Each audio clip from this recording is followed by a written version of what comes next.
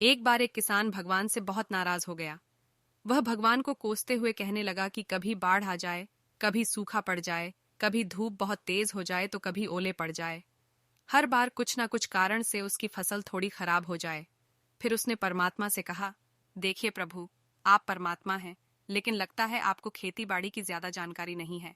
एक प्रार्थना है कि एक साल मुझे मौका दीजिए, जैसा मैं चाहूँ वैसा मौसम हो, फिर आप देखना मैं कैसे अन्न के भंडार भर दूंगा। परमात्मा मुस्कुराए और कहा, ठीक है, जैसा तुम कहोगे वैसा ही मौसम दूंगा, मैं दखल नहीं करूंगा। किसान ने गेहूं की फसल बोई। जब धूप चाही तब धूप मिली, जब पानी तब पानी।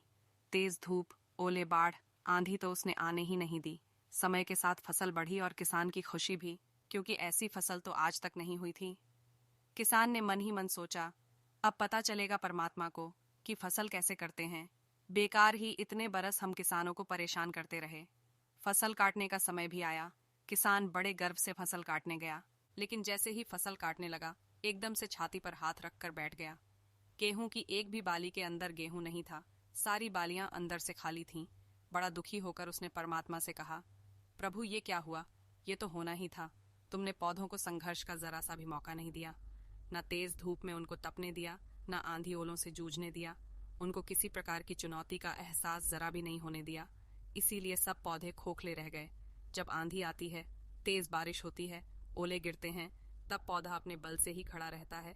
वो अपना अस्तित्व बचाने का संघर्ष करता है, और इस संघर्ष से जो बल पैदा होता है वही उसे शक्ति देता है, ऊर्जा देता है, उसकी जीवटता को उभारता है।